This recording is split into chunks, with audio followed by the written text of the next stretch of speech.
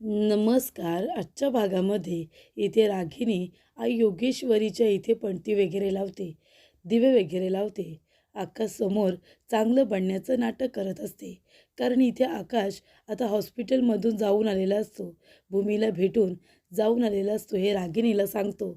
आणि इथे सोनोग्राफीमध्ये त्याने पहिल्यांदा बाळाला बघितलेलं असतं, ते सुद्धा तो रागिनीला सांगतो. तेव्हा रागिनी इथे आता त्याच्यासमोर दाखवण्याचा प्रयत्न करत असते की रागिनीला सुद्धा किती आनंद झाला हे ऐकून की आकाश भूमीला भेटायला गेला होता, ते सुद्धा रागिनीला न सांगता. तेव्हा इथे रागिनी म्हणत असते की आई योगेश्वरी, अगं आज आकाशने बाळाला बघितलं. बाळ भूमी दोघेही सुखरूप आहेत, कसलाही प्रॉब्लेम नाही आहे. हे ऐकून आम्हाला सगळ्यांनाच खरंच खूप बरं वाटतंय. आकाश, तुलासुद्धा खूप आनंद झाला आहे हे मला तुझ्या चेहऱ्याकडे बघूनच कळतंय. बघा बघा, बाळाला बघून आल्यानंतर चेहरा कसा खुललाय ते बघा. तेव्हा इथे रागिनी म्हणते, पण आकाश, तुझा तर पाय मुरगळला होता ना, मग तू गायनॉलॉजिस्टकडे कसा गेलास? तिथे गेला होतास का पाय दाखवायला? तेव्हा आता आकाशला काय बोलावं काही कळत नाही. कारण रागिनीने त्याला पकडलेलं असतं. म्हणजे तिला कळलेलं असतं की हे आकाशने सगळं काही मुद्दामून केलं होतं भूमीला भेटण्यासाठी आणि बाळाला बघण्यासाठी. तर इथे भूमीबरोबर आता सोनोग्राफीला आकाशलासुद्धा जायचं असतं, तिला साथ देण्यासाठी, तिची काळजी घेण्यासाठी. आणि म्हणूनच इथे आकाशने आपला पाय मुरगळल्याचं नाटक केलेलं असतं. तेव्हा इथे आकाश म्हणतो की नाही आई, अगं जिथे गायनॉलॉजिस्ट आहे ना, तिथे बरेचसे त्या फ्लोअरला हॉस्पिटल आहेत. म्हणजे मला असं वाटतं ऑर्थोपेडिकसुद्धा तिथेच आहेत आणि बाकीचे सुद्धा डॉक्टर आहेत ना, जे दुसऱ्या आजारांवरती आहेत, ते सुद्धा सगळे आजूबाजूलाच आहेत. म्हणून मी तिथे गेलो होतो आणि योगायोगाने मला तिथे भूमी भेटली. तेव्हा आम्ही दोघंजण एकत्र मग गायनॉलॉजिस्टकडे गेलो. तेव्हा इथे रागिनी म्हणत असते, हो का? मग चांगली गोष्ट आहे.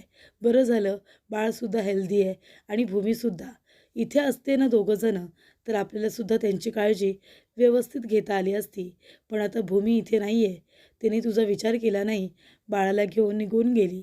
तेव्हा इथे आकाश म्हणत असतो की आई, सगळं काही ठीक आहे, बाळ तर खूपच जास्त व्यवस्थित आहे, पण भूमीमध्ये होमोग्लोबी खूप कमी आहे. म्हणजे भूमी खूप वीक आहे. तेव्हा तिला आता चांगलं चुंगलं खायला सांगितले, हेल्दी फूड घ्यायला सांगितले. आणि तुला तर माहिती आहे, भूमी आता सध्या तिच्या बाबांकडे आहे. त्याच्यामुळे तिची काळजी कशी घ्यायची त्याचाच मी विचार करतो आहे. पण आता भूमीच्या घरची परिस्थिती थोडी हलाखीची आहे. तेव्हा तिला एवढं हेल्दी खाणं तिथे मिळेल मला असं वाटत नाही. त्याच्यामुळे आता मीच त्या दोघांसाठी काहीतरी विचार केला आहे. तेव्हा रागिनी म्हणते, चांगली गोष्ट आहे. पण म्हणूनच मी भूमीला म्हणत होते की घर सोडून जाऊ नकोस म्हणून. कारण मग तिथे त्यांचे हाल होतील मला आधीपासूनच माहिती होतं. म्हणून मी भूमीला म्हणाले की घर सोडून जाऊ नकोस म्हणून. आता जर दोघे इथे असते तर आपण दोघांची सुद्धा काळजी घेतली असती ना. पण इथे भूमी ऐकते का कुणाचं? पण आकाश म्हणतो, मी आहे ना, मी माझ्या भूमीचे आणि बाळाचे दोघांचेही हाल होऊ देणार नाही, दोघांचीही आबाळ होऊ देणार नाही. मी त्यांची काळजी घेईन, अगदी तिथे आहे अशीच. तर इथे भूमी आता बसलेली असते आणि लॅपटॉपवरती ती आता कुठे नोकरी मिळते का ते बघत असते. ती म्हणते की बरं झालं इथे प्रशांत त्याचा लॅपटॉप ठेवून गेला आहे. आता त्याच्यावरती बघते कुठे नोकरी ओपनिंग वगैरे आहे का, तिथे मी जॉब करते. त्यानंतरला माधव काका तिथे येतात. माधव काका म्हणतात की भूमी बाळा, अगं मी तुझ्यासाठी गरमागरम दूध आणले, तू दूध पिऊन घे बरं. आणि ते दुधाचा ग्लास तिच्या हातात देतात. तेव्हा भूमी म्हणते, बाबा दुधाचा ग्लास आधी इथे ठेवा ना, मी जरा चेक करते कुठे मला नोकरी मिळते का ते. तर इथे नोकरी ओपनिंग कुठे आहे ते बघत असताना इथे आता माधव काका म्हणतात की हे बघ भूमी बाळा, अगं जे करायचं आहे ते नंतर कर, पण आधी दूध पिऊन घे, स्वतःकडे असं दुर्लक्ष करू नकोस. आणि माधव काका म्हणतात, तुला माहिती आहे का बाळा, अगं अशा वेळेला मुली आहे ना, जेव्हा माहेरी येतात ना, तेव्हा चांगला आराम करायला येतात. चांगलं चुंगलं खायचं, गप्पा मारायचं, हसायचं, खेळायचं आणि आराम करायचा. पण तू बघ ना, तू आताही इथे आली आहेस तर तुला आमच्या परिस्थितीचं टेन्शनच आहे. तुला कधी सुखाने जगता येणार आहे काय माहिती. म्हणजे कधीही इथे आलीस तरी आमची जबाबदारी तुझ्यावरती पडते म्हणजे पडतेच. त्यानंतरला भूमी म्हणते, बाबा अहो मग काय झालं, आपल्या घरातली परिस्थिती कशी आहे मला माहिती आहे. मग आता त्यावेळेला आपण असं एकमेकांना मदत करायला नको का? मी आहे ना, मी अजून थोडे महिने तरी कुठेतरी नोकरी करू शकते बाबा. तुम्ही नका काळजी करू. त्यानंतरला इथे आता भूमीच्या घरी एक दादा आलेले असतात वाण सामान घेऊन. खूप जास्त सामान ते घेऊन आलेले असतात. तेव्हा इथे आता माधव काका भूमी दोघेजण एकमेकांच्या तोंडाकडे बघतात. इथे आता बदाम, काजू, पिस्ता सगळं काही तिथे मागवलेलं असतं. ड्रायफ्रूट्स त्याचबरोबर सगळे हेल्दी फूड्स. तेव्हा माधव काका म्हणतात की दादा, अहो तुम्ही कोण आहात आणि एवढं सामान घेऊन आलात? तेव्हा इथे भूमी म्हणते, हे सगळं आईने मागवलं आहे का बाबा? तेव्हा माधव काका म्हणतात, आईने? ती एवढं सगळं स्वप्न तरी बघेल का? मला माहिती आहे तिने नाही मागवले. तेवढ्यातच तिथे आता नीलांबरी येते. नीलांबरी आल्यानंतर ती म्हणत असते, अरे बाप रे, हे एवढं सगळं सामान. तेव्हा माधव काका म्हणतात, नीलू तू मागवलेस का हे सगळं? तेव्हा नीलांबरी म्हणते की नाही नाही, मी कशाला मागू हे सगळं? तेव्हा माधव काका म्हणतात, मी पण तेच म्हणालो, भूमी इथे असताना तू वाण सामान कधी मागवशील का? अजिबातच नाही. तेव्हा नीलांबरी म्हणते, ए बाई, अगं कुणी मागवले हे? भूमी तू मागवलेस का एवढं सगळं? अगं आम्ही काही तुझ्या सासरच्यांच्या सारखे श्रीमंत नाही आहोत. आम्हाला हे सगळं परवडणारं नाही आहे. आताच्या आता हे सगळं तुम्ही घेऊन जा. तेव्हा इथे आता भूमी विचारत असते, दादा तुम्हाला इथे कोणी पाठवलं आहे का एवढं सगळं सामान घेऊन? तेव्हा दादा म्हणतात, हो, मला एवढं सगळं सामान घेऊन इथे महाजनांच्या इथून पाठवलं आहे. आकाश महाजन यांनी मला वाण सामानाची यादी दिली आणि मग हे सगळं सामान मला इथे आणायला सांगितलं होतं देसाईंच्या इथे. तेव्हा आता भूमीला कळलेलं असतं की हे सगळं आकाशने तिच्यासाठी केलं आहे, होणाऱ्या बाळासाठी केलं आहे. तर हे वाण सामान आकाशने पाठवलेलं असतं, ते सुद्धा भूमीची आबाळ होऊ नये म्हणून. तेव्हा भूमीला खूप छान वाटतं की आकाश तिच्यासाठी एवढा विचार करतोय, तिचा एवढा विचार करतोय, बाळाचा एवढा विचार करतोय, काळजी घेतोय. ही ही गोष्ट आता आकाशची भूमीला खूपच जास्त आवडते की काही न बोलता सुद्धा आकाश तिची मदत करत असतो. त्यानंतरला आता इथे भूमी आकाशला फोन करत असते हे सांगायला की ती इंटरव्ह्यूला जात आहे म्हणून, आणि वाण सामान तू पाठवलेस का हे सुद्धा विचारायचं असतं. तेव्हा इथे रागिनी आता आपली गाडी घेऊन येते. रागिनी गाडी घेऊन आल्यानंतर ती भूमीला म्हणत असते, काय भूमी कुठे चाललीस तू? तेव्हा इथे भूमी म्हणत असते की मी तुम्हाला कुठलीही गोष्ट सांगायला बांधील नाही आहे, कळलं ना तुम्हाला?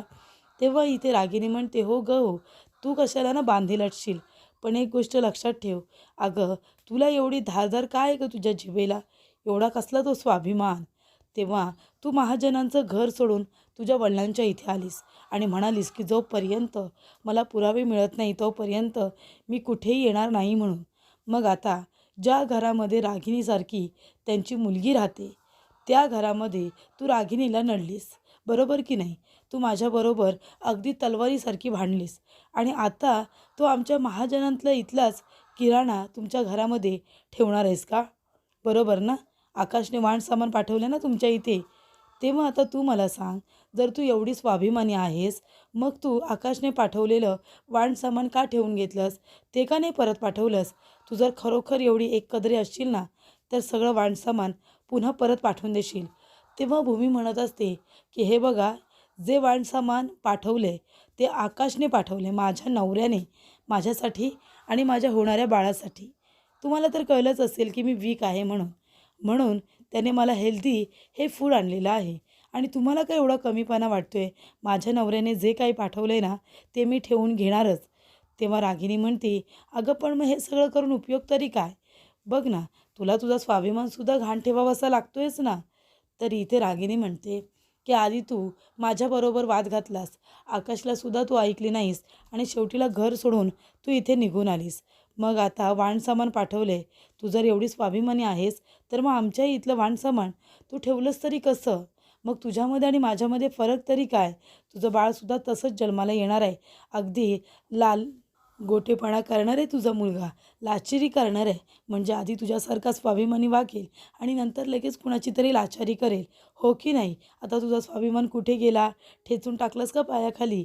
अगं महाजनांनी इथलं जे काही राशन आले ना, ते तुला परत पाठवायलाच लागेल, कळलं ना? नाहीतर मग तुझं बाळसुद्धा तुझ्यासारखं जन्माला येईल, लाचार म्हणून. ही गोष्ट तू लक्षात ठेव. तरी ते रागिनी मुद्दामून आलेली असते भूमीला त्रास देण्यासाठी, कारण तिला भूमीला आता हेल्दी राहू द्यायचं नसतं. प्रेग्नन्सीमध्ये काहीतरी कॉम्प्लिकेशन्स व्हायला हवेत म्हणून तिला खूप जास्त आनंद होत असतो. तर इथे आकाश आता फोन बघतो आणि म्हणतो, भूमीचे इतके मिस कॉल. तेव्हा तो लगेच भूमीला फोन करतो. तेव्हा इथे आकाश म्हणतो, हां भूमी बोल ना. अगं मी मीटिंगमध्ये होतो ना, म्हणून मला फोन उचलता आला नाही. तो सायलेंटवरती होता. बोल ना, का फोन केला होतास? तेव्हा भूमी म्हणते, आकाश हे बघ ना, मला माहिती आहे तू घरी वाणसामान पाठवलेस. माझ्यासाठी, आपल्या बाळासाठी पाठवलेस. हे सगळं तू माझ्यासाठी अगदी मनापासून करतोयस. मला माहिती आहे तुझं माझ्यावरती किती प्रेम आहे, हे सुद्धा मला माहिती आहे. पण हे बघ आकाश, ते सामान मी नाही ठेवू शकत. मी तो सगळा किराणा परत केलेला आहे. तेव्हा आकाश म्हणतो, तेच पैसे मला रिफंड झालेत का? तेव्हा भूमी म्हणते, कदाचित झाले असतील. तेव्हा आकाश म्हणतो, भूमी हे बघ, ते सामान मी तुझ्यासाठी आणले. प्लीज तू ते सगळं खा, हेल्दी खा. तू खूप जास्त वीक आहेस असं डॉक्टरांनी मला सांगितले. तेव्हा भूमी म्हणते, नाही मी ते नाही ठेवू शकत. हे बघ आकाश, अरे मला आहे ना कुणाची अशी लाचारी नको आहे. मला असं कुणाचं काहीतरी फुकटचं नको आहे रे आकाश. तेव्हा आकाश म्हणतो, अगं फुकटचं कुठे देतो आहे? ते बाळ माझंसुद्धा आहे ना, माझंसुद्धा कर्तव्य आहे. तुझी काळजी घेणं, बाळाची काळजी घेणं. मग तू उगाचच असं का बोलतेस आणि वाणसामान का बरं परत पाठवतेस? तेव्हा भूमी म्हणते, नाही आकाश, ते मी रिटर्न केलं आहे. आणि हे बघ आकाश, असं तू बोलतोयस रे, पण आत्ताच इथे तुझ्या आई आल्या होत्या आणि त्या मला वाटेल तसं बोलल्या. त्या म्हणाल्या, की तुझ्यामध्ये तर स्वाभिमानच नाही आहे. स्वाभिमान की काही घाण ठेवलंस की काय? म्हणजे आता इथे तू बाळाचा सुद्धा विचार करणार नाही आहेस, असं आकाशला वाटत असतं. तेव्हा तुझ्या आई इथे आल्या होत्या आणि बाळाला आणि मला वाटेल तसं बोलल्या आणि मी एक वेळ मला बोललेलं खपून घेईन, पण बाळाला नाही. तेव्हा आकाश म्हणतो, आई असं बोलणं शक्यच नाही आहे. तेव्हा इथे भूमी म्हणते, तुझा माझ्यावरती विश्वास नाही आहे ना आकाश? मग जाऊ दे ना, बोलण्यात काही अर्थच नाही आहे. आणि ती फोन ठेवून देते. तेव्हा आकाशला खूप राग येतो. तो आता चिडचिड करत असतो. तेवढ्यातच तिथे आता रागिनी त्याने म्हणते, काय झालं रे आकाश, तू का एवढा चिडला आहेस? तेव्हा आकाश म्हणतो, अगं आई, ही भूमी गं, अगं मी तिच्यासाठी एवढं सगळं ड्रायफ्रूट्स वगैरे वाणसामान पाठवून दिलं तिच्या काळजीसाठी. ती वीक आहे म्हणून, तिला लवकरात लवकर बरं वाटायला हवं म्हणून मी हे सगळं करत होतो. पण तिचा पुन्हा एकदा गैरसमज झाला. तिला असं वाटलं, की हे सगळं मी मुद्दामून करतोय फक्त दाखवण्यासाठी, देखाव्यासाठी. तेव्हा इथे आता आकाश म्हणत असतो, की भूमीचं हे वागणं मला अजिबात पटलेलं नाही आहे. रागिनी म्हणते, नाहीतर काय, कधी कधी खूप हट्ट करते ती. तेव्हा आकाश म्हणतो, नंतर तुझ्यावरती घसरली. हे सगळं तूच केलंस. तू जाऊन तिथे बाळाला आणि तिला बोललीस म्हणून तिला राग आला, म्हणून ती मला हे सगळं बोलली. तेव्हा इथे रागिनी म्हणते, मी मी कशाला जाऊ तिथे? मी काही केलेलं नाही आहे आकाश. अरे ती आहे ना उगाचच मला ब्लेम करत असते. मला वाटेल तसं बोलत असते. कारण दुसरं कुणाजवळ तिला काही बोलायलाच नाही आहे ना म्हणून. तेव्हा इथे आकाशला हे सगळं आठवतं आणि भूमीने फोनसुद्धा केलेला असतो. तर इथे आता आकाश काही फोन उचलत नाही आणि ती सांगते आकाशला, की हे सगळं रागिनी आत्याने केले. त्याच्यावरती त्याचा विश्वास बसत नाही. तर पुढील भागामध्ये आपण बघूया. इथे भूमी आता खूपच जास्त निराश झालेली असते. जो काही प्रकार घडतो तो सगळा तिला आता आठवत असतो. त्यानंतरला इथे रागिनी आता अभिला म्हणत असते, की आता एवढी मोठी कॉन्फरन्स, त्याच्यामध्ये आता आकाश महाजनांची अवस्था जी काही झाली असेल ना ऑफिसमध्ये येतानाची, त्याच्यामुळे इथे आता खूप मोठी क्लायंटबरोबर मीटिंग असते आणि त्याच्यामध्ये आकाश आता इथे इकडे तिकडे पडत येत असतो, कारण तो दारू प्यायलेला असतो. तेव्हा रागिनी म्हणते, की आत्ता होईल धमाका. म्हणजे कॉन्फरन्स रूममध्ये आकाश गेल्यानंतर तिथे सगळेजण जे काही वागणार आहेत ना, ते बघून मला तर खूपच जास्त हसायला येणार आहे. तर इथे आकाश कॉन्फरन्स रूममध्ये जाणार. तेवढ्यातच तिथे भूमी येते आणि आकाशचा हात पकडते. रागिनीला असं हवं असतं, की आकाशचा अपमान व्हावा आणि ते डीलसुद्धा कॅन्सल व्हावं अशी तिची इच्छा असते. तेव्हा इथे भूमी येते आणि आकाशला थांबून घेते. त्यानंतरला इथे आकाशची अवस्था बघून भूमी खूपच जास्त टेन्शनमध्ये येते, कारण आकाश दारू वगैरे प्यायलेला असतो. तेव्हा इथे भूमी आता विचार करते, की आपण ही मीटिंग आता अटेंड करायची. तेव्हा भूमी म्हणते, की मी महाजनांची मोठी सून म्हणून इथे आलेली आहे. आकाश सर काही कारणांमुळे येऊ शकले नसले तरीसुद्धा मी त्यांची बायको भूमी आकाश महाजन तुमच्या सगळ्यांचं स्वागत करते आणि आजची मीटिंग होणार, ही कॉन्फरन्स मी घेणार आहे, मी अटेंड करणार आहे. तुम्हाला जे काही विचारायचं आहे ते तुम्ही कॉन्फिडेंटली मला विचारा. तेव्हा इथे भूमी आता आकाशच्या ऐवजी तिथे येत आता तिने सगळी बाजू अगदी व्यवस्थितरित्या सांभाळून घेतलेली असते. कॉन्फरन्स रूममध्ये तिने व्यवस्थितरित्या मीटिंग अटेंड केलेली असते. तेव्हा इथे भूमी आता स्टाफबरोबर खूपच जास्त प्रेमाने बोलत असते. त्यांना त्यांचं काम व्यवस्थितरित्या करायला सांगत असते. त्यासाठी ती प्रेरित करत असते. म्हणून इथे आता रागिनी तोंडावरती पडलेली असते. कारण भूमीने सगळी बाजू अगदी व्यवस्थितरित्या सांभाळून घेतलेली असते. तेव्हा रागिणीला खूपच जास्त राग येतो आणि ती आपल्या मनामध्ये म्हणते की जिथे तिथे या मुलीला पुढे पुढे करायचं असतं.